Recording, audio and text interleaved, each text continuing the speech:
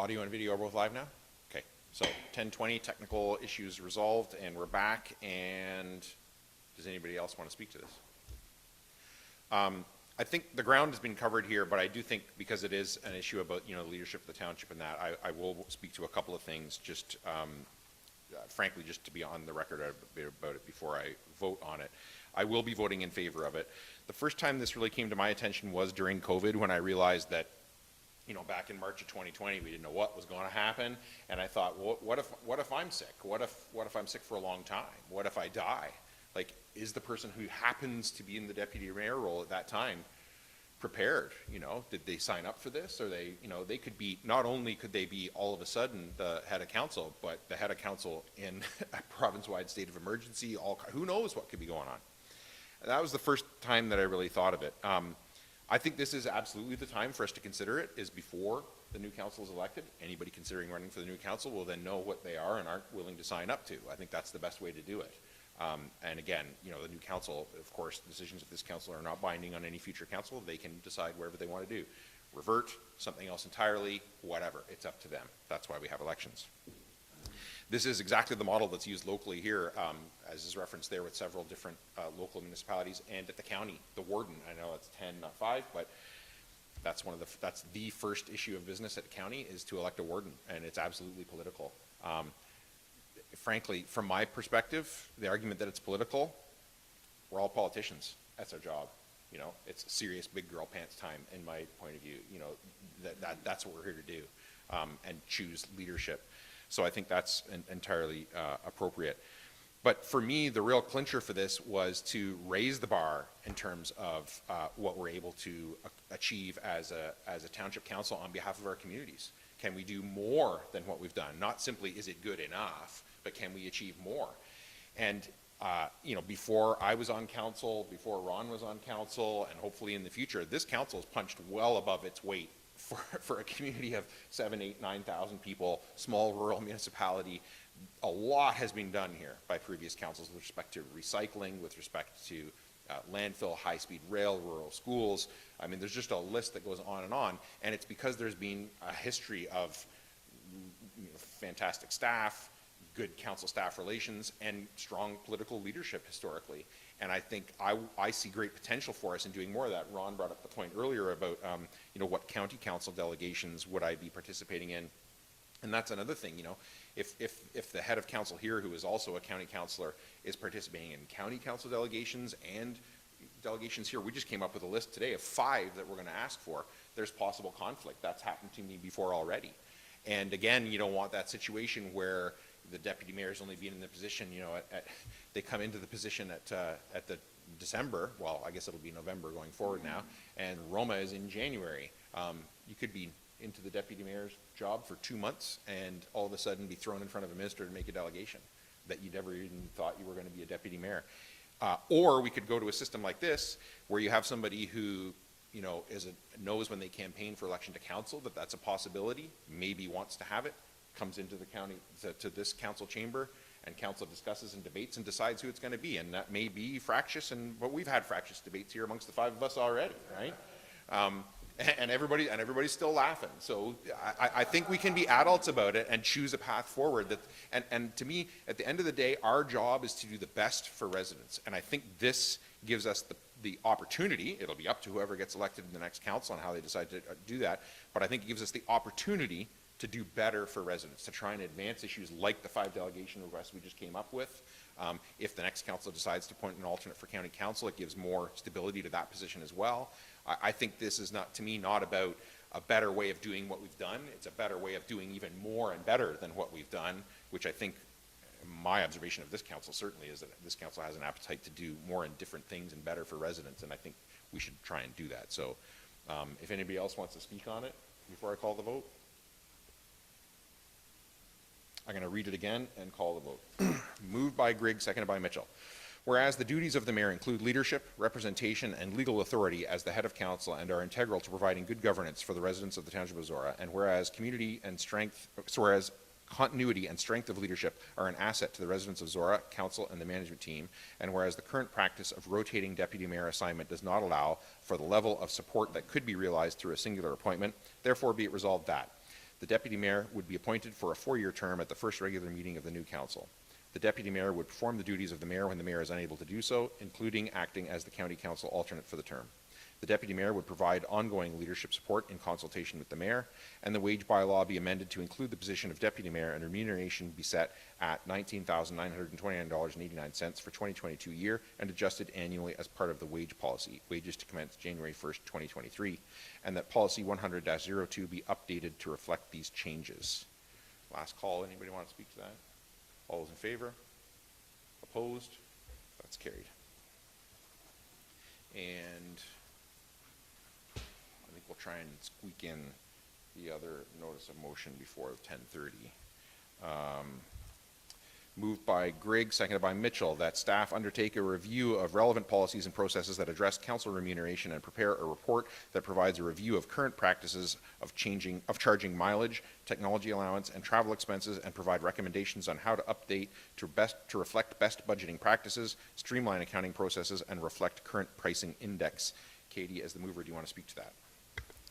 I'll try to be quick. So in writing the there's no rush. Like, there's delegation at 10:30, but it's Okay. not a timed public meeting or anything.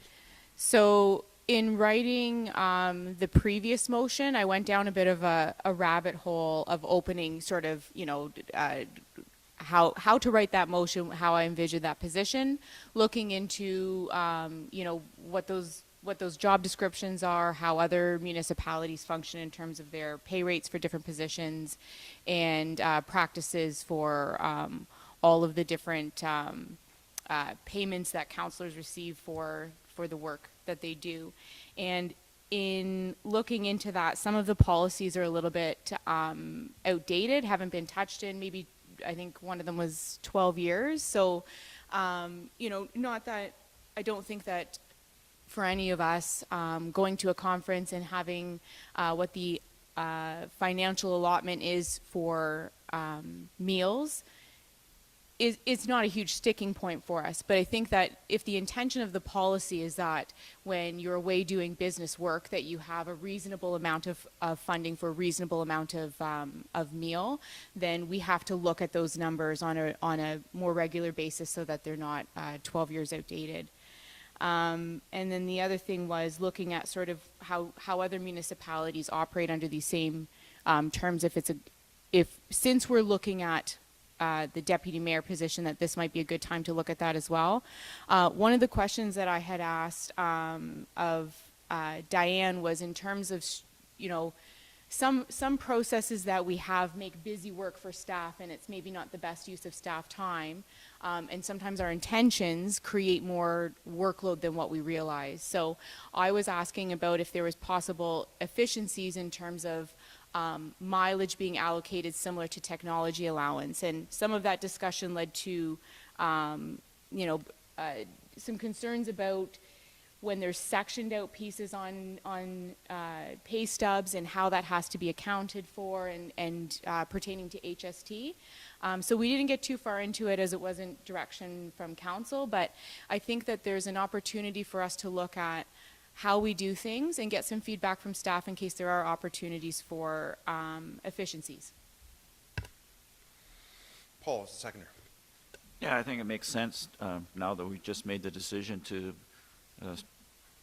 alter a little bit the deputy mayor position, and we need to come up with, there was a number included in the previous motion, but a further review of what that position is actually worth, and to just follow up on Katie's comments about we do have new people in our finance department, and one of the things we've asked them to do is to look at all our processes and become more efficient, just for their benefit, but also for the township's benefit. And so this is the time to take a look at it. From a pecuniary interest, we're actually would be making a decision on the next council. So it's always a dicey when you start talking about our pay and those sort of things. But I think technically, and Karen can maybe help us on this, we would be making decisions not impacting this council, but a future council. And so we kind of get around that pecuniary discussion. So I think it makes sense, especially with the decision that we just made, this is the time to do it as we wind down this term, in preparation for a more efficient, more effective next term of council. Anybody else want to speak to it? Steve? No, I think it's a good, this is a review of relevant policies and processes. It's nothing more than that right now. And yeah, we need to review it. And I'm all behind anything that can be done internally to streamline staff's workload. And, you know, just to review and see what's going on. I know our mileage charges are kept up to date annually. And travel, well, okay, last 2 years didn't count. But I mean, there's one conference a year for me or something. It's not the end of the world. It's not like I'm traveling 5 days a month. So a review won't hurt nothing. Anyone else? Moved by Grigg, seconded by Mitchell, that staff undertake a review of relevant policies and processes that address council remuneration and prepare a report that provides a review of current practices of charging mileage, technology allowance, and travel expenses, and provide recommendations on how to update to reflect best budgeting practices, streamline accounting processes, and reflect current pricing index. All those in favor? Opposed? That's carried. And do we have Darren Coleman available?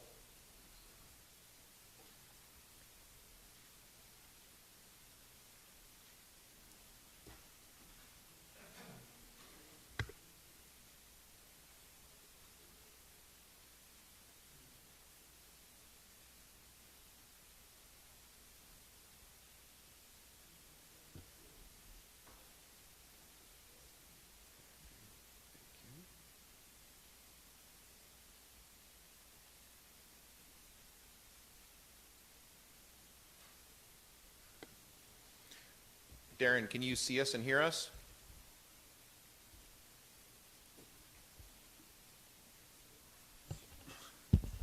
In the background there. Yeah, I can see everybody just fine. Can you hear us, Darren? I can hear you, yes. Okay. Great.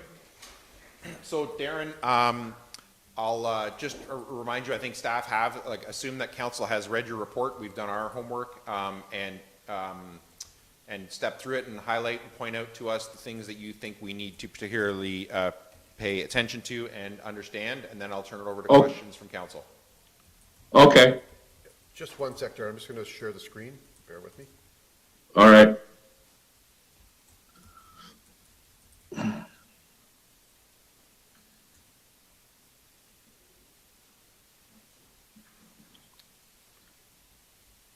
So what I'll do, Darren, I'm just going to take you off video, and we'll just go through, or you'll just be able to see the screen.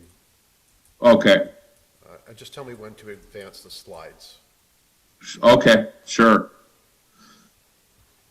Are we starting with 46, Commissioner? Bear with me, and I'll get there. Yes. Okay. We'll start with 40, All right. Commissioner. There we go. Okay, yep, we're good, Darren. Go ahead. All right, I can't really see anything on the screen. Yeah, Sorry about that. Is there anything there? Like, I know I couldn't figure it out. They're working on it, Darren. Give them a second. oh, okay. That's it, Darren. I'd have to, yeah, otherwise I'd have to go on. We're talking about a white screen. See, it's different.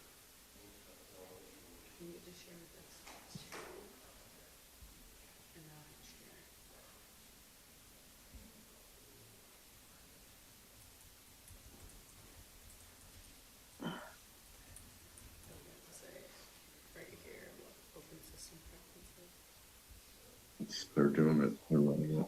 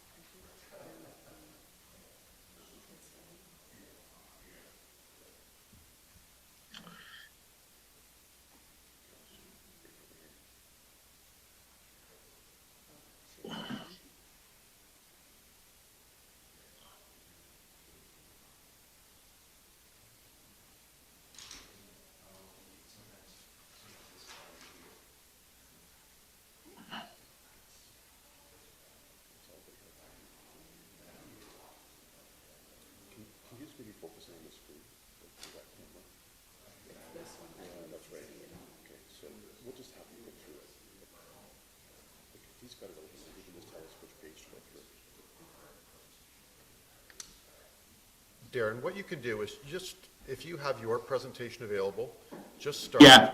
We have the same one, so just tell me when you want me to advance the slides then. Okay, so 46 Commissioner, the first slide is just phase 1 and phase 2 environmental site assessment findings and record of site condition submission. Yep. So we move to the second slide. Yep. The phase 1 environmental site assessment identified 2 areas of potential environmental concern known as APEX in short. It was the former maintenance garage and a former fueling area. The phase 2, those APEX were investigated in the phase 2. Moving on to the third slide. Soil and groundwater sampling and testing for the contaminants of potential concern attributed to the APEX were carried out with soil samples tested from 6 boreholes and groundwater samples acquired and tested from 3 monitoring wells. The results of which indicate that no soil or groundwater contamination was identified at all. Nothing was detected above provincial standards. So that leads us to the conclusion that no further investigation or remedial action is required at that site. And then we proceed to the next step, which is the record of site condition submission. And the reason the record of site condition submission is required is because you're planning on changing the land use from commercial to residential.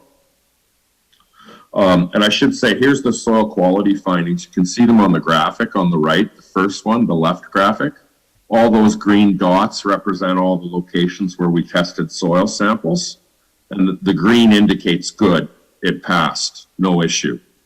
Groundwater is on the graphic to the right. There was 3 groundwater samples and they all passed as well. So there's no further action required. So moving into the record of site condition, we'll prepare and submit it to the ministry for review. Their review time is about 30 days, and all the consulting supporting documents are already done and ready to go for that submission. The ministry usually, it takes 2 to 3 review iterations to get these record of site conditions through. So it takes a bit of time, just so that you're aware of that. And we do need some documents from you guys, the Township of Zorra, for this record of site condition submission. And I think Dawn's working on that. It's the plan of survey, the property deed or transfer, the lawyer's letter, and an owner certification letter, which I will send along for you guys to execute. And that's the end for that site. Can we just pause there for a second, Darren? I'm going to ask council if they have any questions on that one before you go on to the other one, okay? Sure, okay. Any questions on that specific one as opposed to the one that Darren's going to cover next? Paul? So what I get from your report was that there was no problems found. We just have to do some paperwork for the ministry, and their review. That's correct. Their review is they'll review it 2 to 3 times, and we can expect at least 30 days for each of those reviews.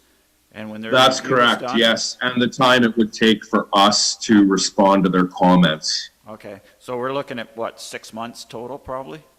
Yeah, 6 months to 8 months, I'd put it at. And after that, then we're free to do with that property whatever we choose. That's right. You can develop it with whatever residential you want, whether you want to put, I don't know, an apartment complex there or, a house, whatever. So that's the good news story. Pardon me? That's the good news story of part of your That's the report. good news story. Anybody else on The this next one's not so good news. Good. Well, okay. Go ahead, Darren. So Darren. Okay. Yeah, we're on slide 2 that says environmental site assessments. All right. Yeah, okay. So the phase 1 and phase 2 ESA findings and next steps for 8 Commissioner. Moving on to the second slide. We did the phase 1 and phase 2 there. The phase 1 identified 6 APEX or areas of potential environmental concern. The salt dome, maintenance garage, fuel depot, former fuel underground storage tank, fuel oil underground storage tank, waste oil above ground storage tank, formal diesel underground storage tank. All those APEX were investigated via the phase 2. Moving to the third slide.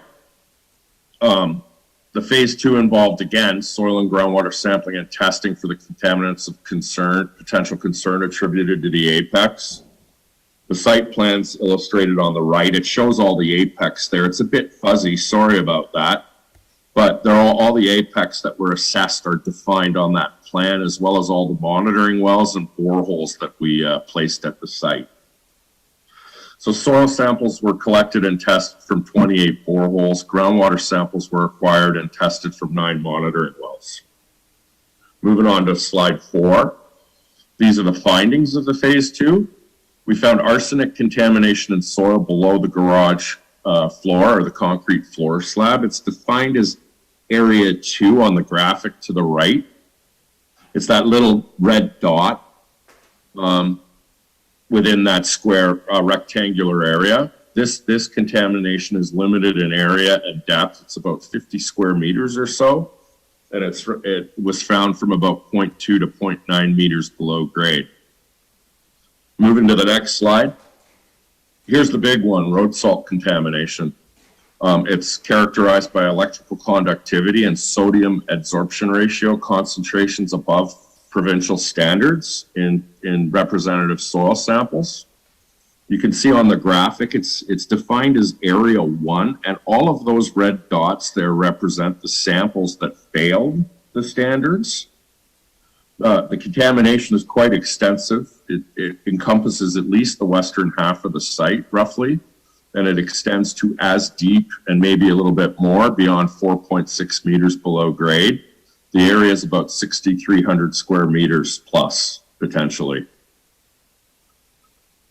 There is also road salt contamination in groundwater. It's depicted by those red dots as well, and it's chloride and sodium concentrations in groundwater that exceed standards.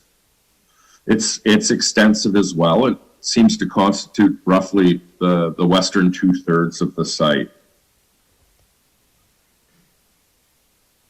Have I lost anyone, or we No, we're all just paying rapt attention, Darren. Go ahead.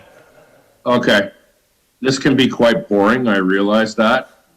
So the further actions, next steps. First off, further actions required to address the soil and groundwater contamination. Wanted to point out a really important consideration here, and that's the potential application of the non-potable standards. They are significantly less stringent than the potable standards that for road salt contaminants in groundwater. These potable standards currently apply and only apply because there's one private water well within 250 meters of the site. It's at the address 355-662 35th line.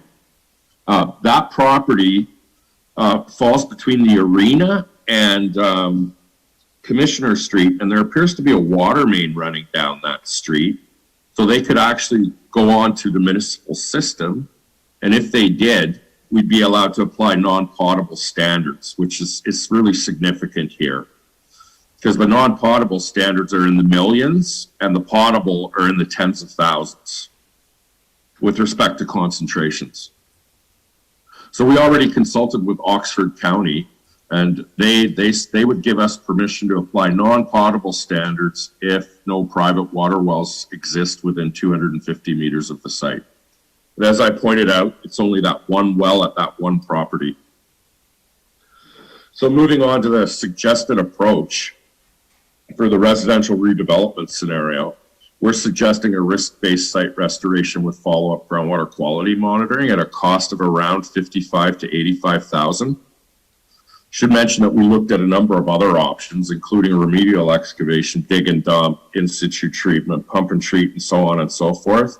We eliminated all of those because they were just generally too costly in the $2 million to $6 million range. There is another option here, and I just put it out there just in case you might consider it. It's continued operation as is, as the public works facility. And if you did that, we would suggest that you carry out a screening level risk assessment at about a cost of about $10,000. And then also long-term groundwater quality monitoring would also be required at a cost of about $7,500 per year. So next slide. So the risk-based site restoration approach involves completing a modified generic risk assessment. We adjust at the standards for the distance to the closest surface water body. And road salt on the environmental side is really driven by proximity to water bodies. So the standard would go quite a bit higher, like in the 20 million range, which would eliminate most of the groundwater contaminant concerns at the site presently. We'd also utilize the surface cap risk management measure. So the cap constitutes asphalt and concrete surfaces like paved driveways, paved roads, concrete floors in buildings, concrete sidewalks and walkways. And it also includes the placement of at least 1 meter of clean fill in the surface part of the soil horizon in landscaped areas.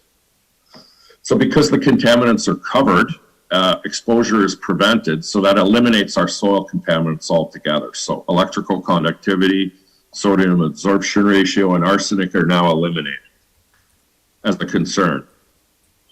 We'd also use the shallow groundwater not used as a drinking water source risk management measure. And the reason we'll use that is because the shallow groundwater with the road salt contamination is in the upper 3.5 meters of the soil formation. It resides within these thin sand seams in the clay that underlies the site. And the drinking water locally is acquired from a deep bedrock aquifer that's protected by a clay till aquitard that's more than 25 meters thick. So therefore, salt impacts in the deep aquifer are unlikely. So clay, as you know, clay is like solid. Things don't generally pass through clay. It's like the barrier. It prevents any vertical migration of road salt into the drinking water aquifer. And plus, people would know if road salt was in their water anyways, because you'd certainly taste it. It would be salty. Moving to the next slide. Excuse me.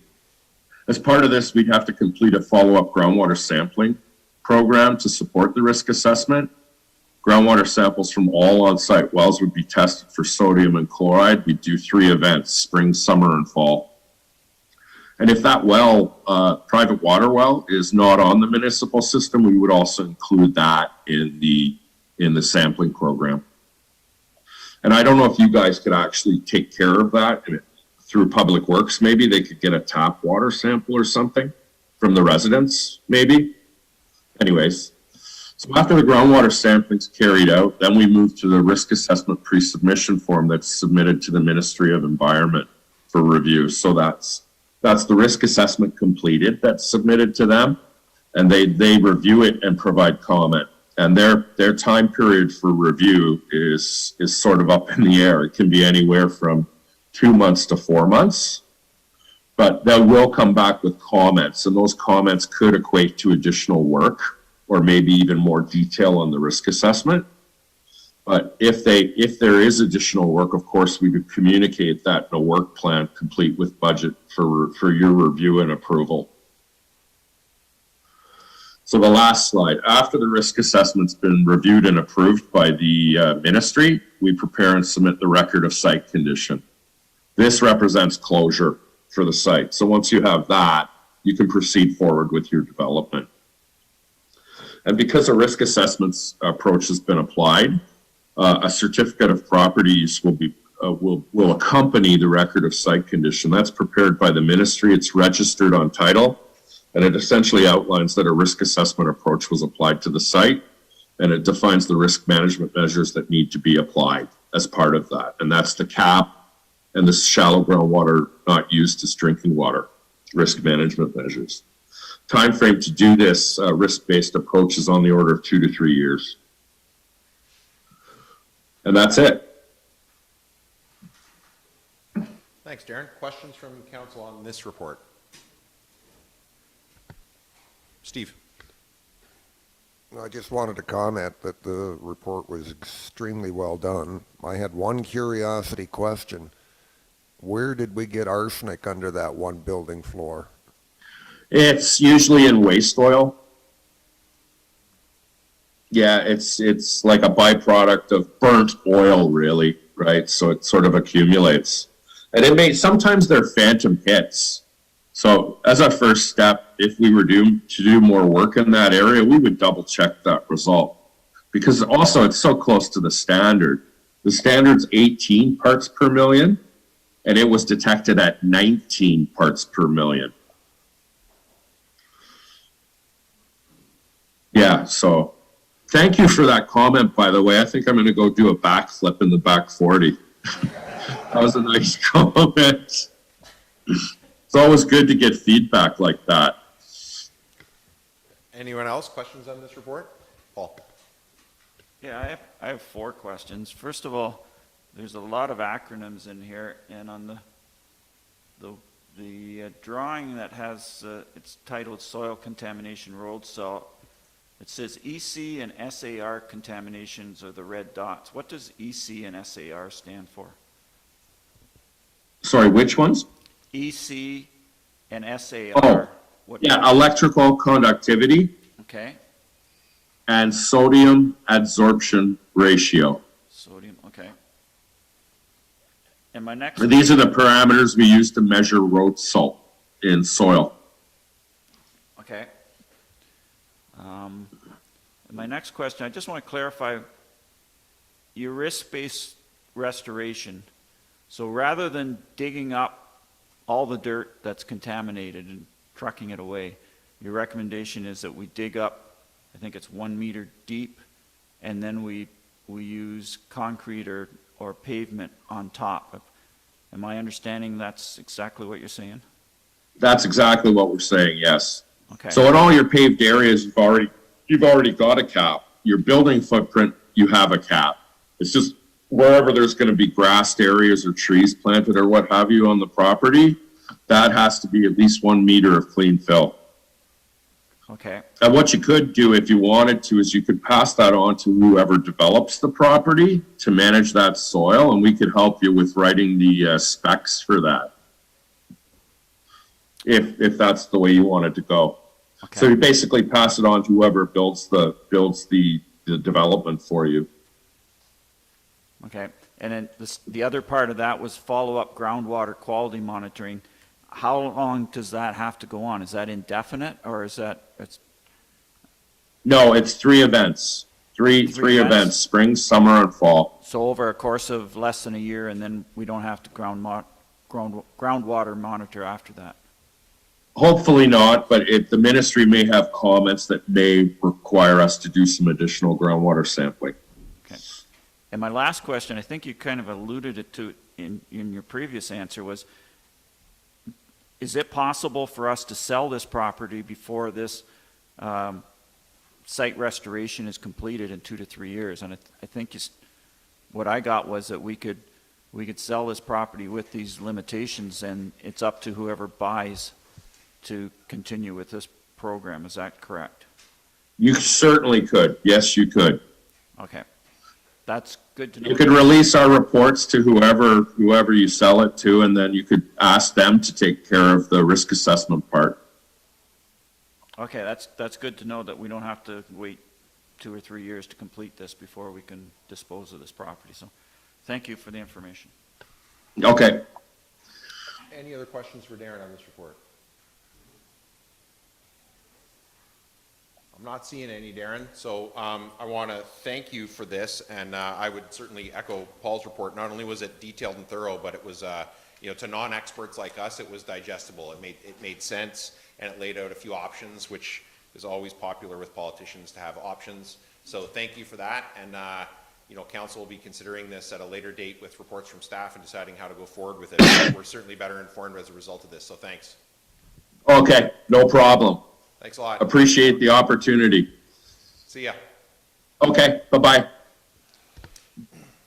So I have moved by McDonald, seconded by Mitchell, that item 7A, delegation from Darren Coleman, COLESTAR Environmental Incorporated regarding 8 and 46 Commissioner Street in Embro be received and filed for information purposes only. Anybody want to speak to that? All those in favor? Opposed? That's carried.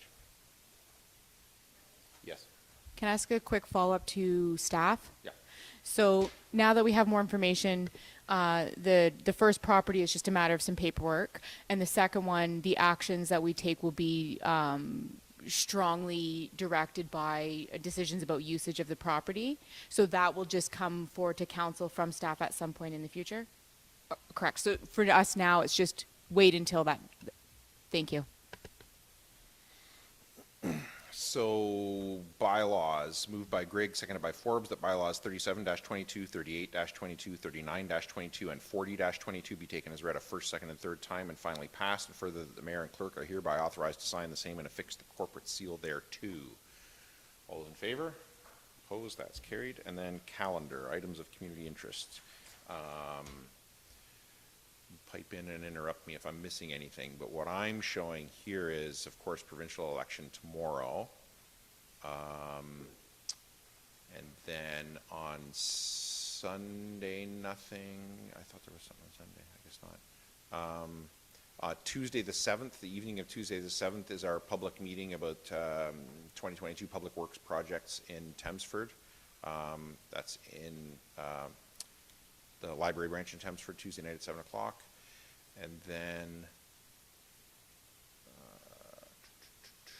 East Zorra, Embro Zorra Agricultural Society golf tournament on Saturday the 11th. And then I think what I'm showing is, then we have CMC tabletop exercise on the morning of the 15th. And then back here for, then back here on the 15th for, at the Zorra Drainage public meeting at 5 o'clock, and then the regular council meeting at 6 o'clock. Am I missing anything there? Anybody? Katie? It's just outside of the next 2-week range, but on Saturday, the 18th, the Zorra Multi-Use Courts Committee is going to be hosting their first official fundraiser, a pickleball tournament in Thamesford. All right. Paul? I've got 2 items, a HACA meeting Monday, June the 13th, and on Saturday, June the 11th, from 10 to 3, is the Oxford Children's Water Festival at the Pittock Conservation Area. Thanks to Lisa, she put this on our platform, and there'll be more information that you can be accessed through that or go straight to the Upper Thames website. Excellent. Anybody else? Did I miss anything? Steve? Once again, everyone, don't forget July 1st, Highland Games. Sorry, I gotta plug it. And I think then what I've got left then is confirmatory and adjournment. And so I guess the only other question then is, Doug, how often do you read the agendas for the Zorra Council meetings? There's a test now. Because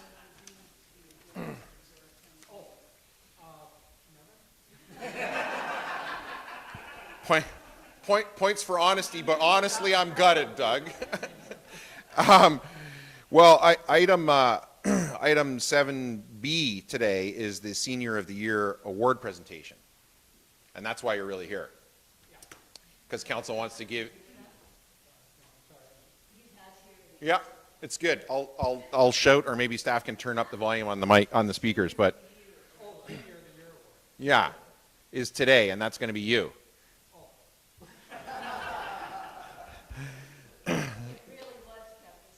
Yeah, you did a good job, Janice. Doug, I personally have only known you for about 7 years, I think, but certainly the community has known you for much longer and values your contribution in many ways. As a longtime Caledonian, Beachville District Museum board member, thank you. Beachville Historical Society, very actively contributing member. Now the Historical Happenings email, which we get, I think monthly, is it? Monthly. And a generally, informed and concerned citizen. And I guess my personal take is, I always like whenever there's public functions or whatever, there's always what I always tell my wife, the usual suspects who come over and actually want to talk about substantive issues and stuff. And I always like having those conversations with you whenever we turn up at those public things that we've been craving for the last 2 years and haven't had. But, we had a good conversation at the lighting of the Christmas lights at the Beachville District Museum. And those are always elected officials, I think all of us like kind of treasure those conversations with people who are generally informed and care about their community and want to talk about actual things. And you're definitely one of those people who's always informed, who knows what's going on, knows what matters to the community, and I think that's reflected in your involvement in the various groups that you contribute to. So, so in a minute we're going to call you up and do a formal presentation, but I'll open it up to council and see if anybody else wants to make any comments on that. Steve? Well, Doug, if you're surprised or shocked or embarrassed about this, you can blame me because I nominated you.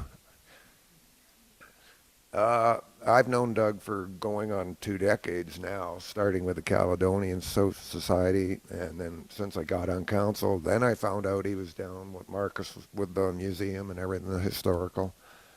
And I gotta say, he is the definition of the Energizer Bunny, with his tool belt with him and ready to fix anything or help anyone out.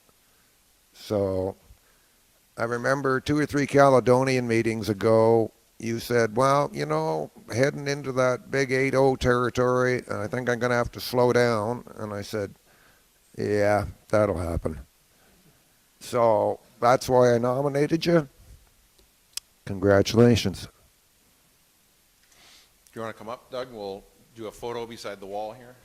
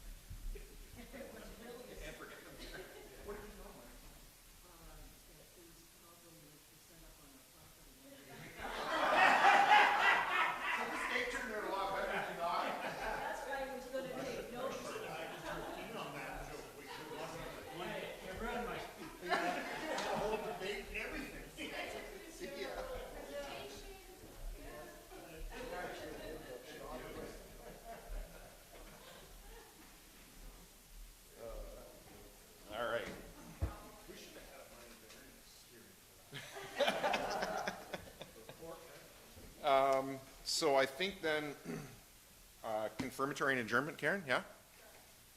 Moved by Forbes, seconded by Grigg, that bylaw 41-22 being a bylaw to confirm the proceedings of council held June 1st, 2022, be read a first, second, and third time this June 1st, 2022, and further, the mayor and clerk are hereby authorized to sign the same and affix the corporate seal thereto. All those in favor? Opposed? That is carried. Yes. Ooh. Yes, yes, yes, yes, yes, yes. She's coming. Thank you.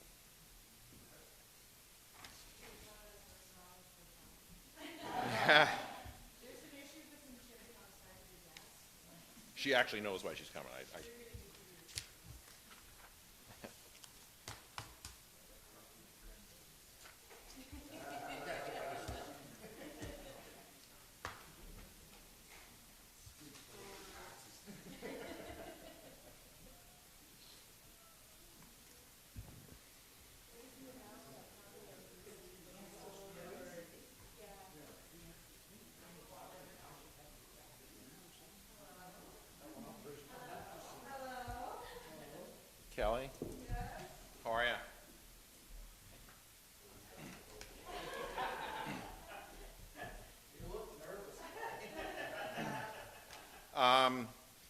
So, I'm missing something here.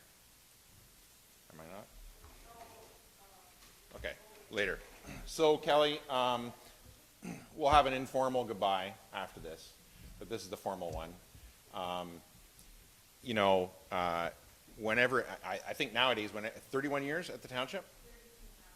32 and a half. But who's counting, right? Yeah. But you know, nowadays, whenever anybody works anywhere that long, it's a big deal. But especially when someone works for a government, for a municipality, serving people, right? And I do consider it service. I mean, you get paid and everything, but still, it's government and it's a service to people. And anybody who has lived in Zorra for any length of time knows that you actually do more than simply collect their tax bill. Frankly, it's always been kind of astonishing to me that as the person who literally collects the tax property, the property taxes, people are so friendly towards you. But it's because you do more than what is strictly within your folder, and people know that, you know, well, I know Kelly, I'll call her and ask her, and you frequently field those calls for people and get them the answers that they need. And that's the definition of good government service, right, is to have where residents can just phone and they can just get an answer. And for a lot of residents, you've been that person for a long time.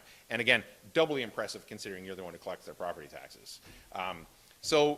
Again, we'll talk more at lunch and probably try and make you cry and everything. But for now, this is the official and public one. And you know, thank you. Like anybody who works here, it's an important job. Your job literally collects the money that then this council gets to decide how to spend on services for residents. An invaluable link in the chain, and everything else that you do beyond that. So I don't know if anybody else on council wants to say anything now or save their remarks for lunch or whatever. It's up to you guys later on. All right, we'll talk again.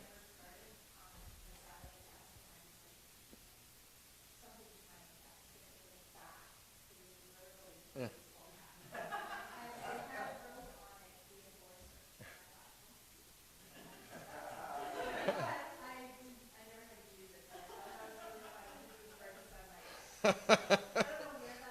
You did it with a smile. You did it with a smile instead, right? Good for you. Thanks, Kelly. So, can I add? Yeah. So Kelly, you literally talked softly and carried a big stick.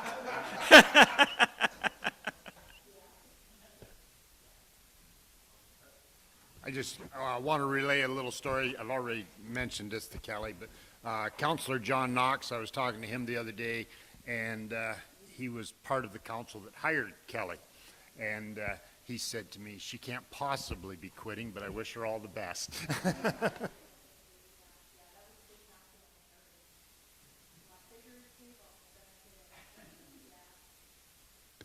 Anybody else before we go? Moved by Grigg, seconded by Forbes, that this session of council be now adjourned and herewith closed at 11:09 a.m. And the next meeting of council be called for June 15th, 2022 at 5 p.m. in the council chambers of the Township Municipal Office. All those in favor?